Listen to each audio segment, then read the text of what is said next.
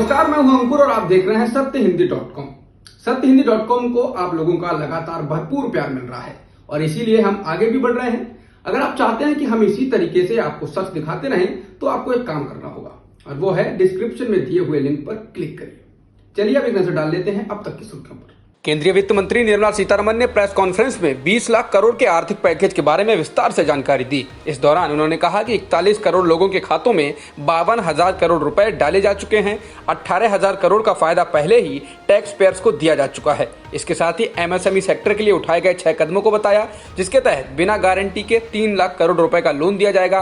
परेशानियां झेल रही एमएसएमई को 20,000 करोड़ रुपए दिए जाएंगे। उन्होंने कहा कि एनपीए वाले एमएसएमई को भी लोन दिया जाएगा। एमएसएमई की परिभाषा में बदलाव किया गया है। वित्त मंत्री ने कहा कि 1 करोड़ निवेश या 5 करोड़ के टर्नओवर पर सूक्ष्म उद्योग का दर्जा दिया जाएगा। 10 करोड़ निवेश या 50 करोड़ टर्नओवर पर छोटे उद्योग का दर्जा दिया जाएगा। 20 करोड़ निवेश या 100 करोड़ टर्नओवर पर मध्यम उद्योग का दर्जा दिया जाएगा। निर्मला सीतारमण ने कहा कि 15,000 से कम सैलरी वालों का अगस्त महीने तक ईपीएफ का पैसा केंद्र सरकार देगी। कंपनियों कर्मचारियों को 12% के बजाय 10% पैसा ईपीएफ में देना होगा। 200 करोड़ रुपए तक के टेंडर्स ग्लोबल नहीं होंगे। इसके अलावा हाईवे रेलवे प्रोजेक्ट्स में काम कर रहे लोगों को वर्तमान में चल रहे प्रोजेक्ट्स को पूरा करने के लिए 6 महीने का अतिरिक्त समय दिया जाएगा। अनुराग ठाकुर ने कहा, एनबीएफसी माइक्रो फाइनेंस इंस्टीट्यूट के लिए 30,000 करोड़ रुपए का प्रावधान किया जाएगा। इसके अलावा बिजली वितरण कंपनियों को 90,000 करोड़ रुपए दिए जाएंगे। सरकार ने ऐलान किया है कि जो उद्यम बेहतर कामकाज कर एमएसएमई की तय परिभाषा से आगे निकल जाएंगे, उन्हें उसके बाद भी उसका फायदा मिलता रहेगा। पहले सूक्ष्म उद्यम के लिए 25 लाख रुपए के निवेश की सीमा थी। अब 1 करोड़ रुपए तक के निवेश वाली कंपनियों को भी सूक्ष्म उद्यम यानी माइक्रो माना जाएगा। वित्त मंत्री ने यह भी कहा कि कारोबार 5 करोड़ रुपए तक का हो जाने पर भी सूक्ष्म उद्यम का लाभ मिलता रहेगा।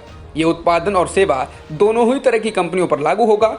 वित्त मंत्री निर्मला सीतारमण ने एक बेहद अहम कदम उठाते हुए आयकर रिटर्न की तारीख बढ़ा दी है, यानी आपको आईटी रिटर्न भरने में अतिरिक्त समय मिलेगा। उस समय तक रिटर्न भरने और उस समय तक आयकर भरने पर आपको किसी तरह का जुर्माना नहीं भरना होगा।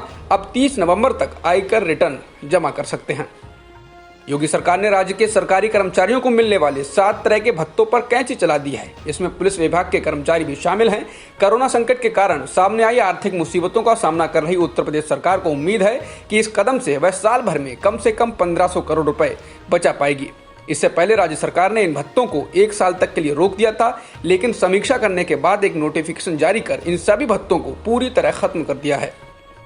पीएम मोदी द्वारा लोकल के लिए वोकल होने और स्वदेशी को बढ़ावा देने की अपील के बाद गृह मंत्रालय ने इस दिशा में एक बड़ा फैसला किया है।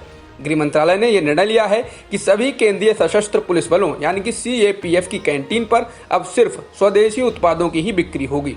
यह आदेश देश भर की सभी कैंटीनों पर 1 जून से लागू होगा। एयर इंडिया 19 मई से विशेष विमान सेवा शुरू करने जा रही है। जिस तरह रेलवे ने लॉकडाउन के कारण देश भर में फंसे लोगों के लिए ट्रेन सेवा शुरू की है, ठीक उसी तर्ज पर एयर इंडिया भी लोगों को घर तक पहुंचाएगी। ये सेवा 2 जून तक जारी रहेगी। यात्रियों को टिकट का किराया खुद ही देना होगा।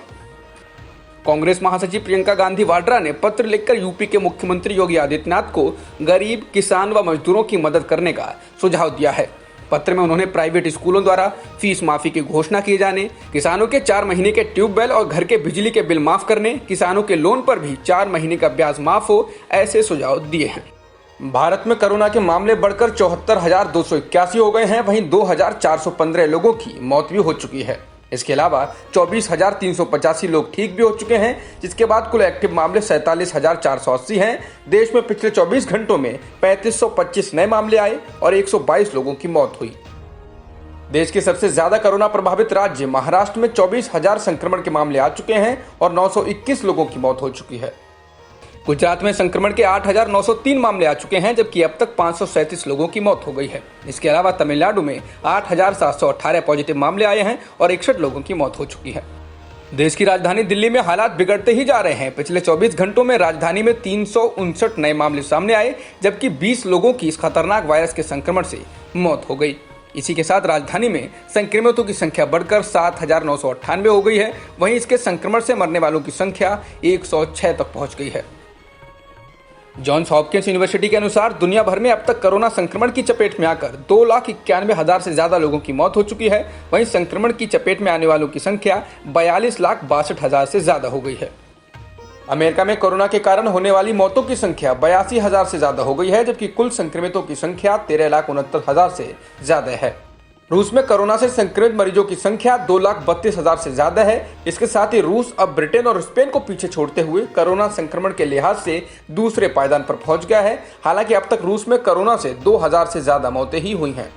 ब्रिटेन में मौतों का आधिकारिक आंकड़ा 40,000 से ज्यादा हो गया है। ब्रिटेन के राष्ट्रीय सांख्यिकी कार्यालय के अनुसार ब्रिटेन और वेल्स में 9 मई तक कोविड-19 से जुड़ी 35,044 मौतें दर्ज कराई गई। स्कॉटलैंड और उत्तरी आयरलैंड के मामलों को जोड़कर यूके में मौतों का आंकड़ा 40,496 हो गया है। इसके अलावा संक्रमितों की संख्या 2,27,000 से ज्यादा है। अब तक की खबरों में इतना ही। बाकी खबरों के लिए बने रहिए सत्यहिंदी.com के साथ।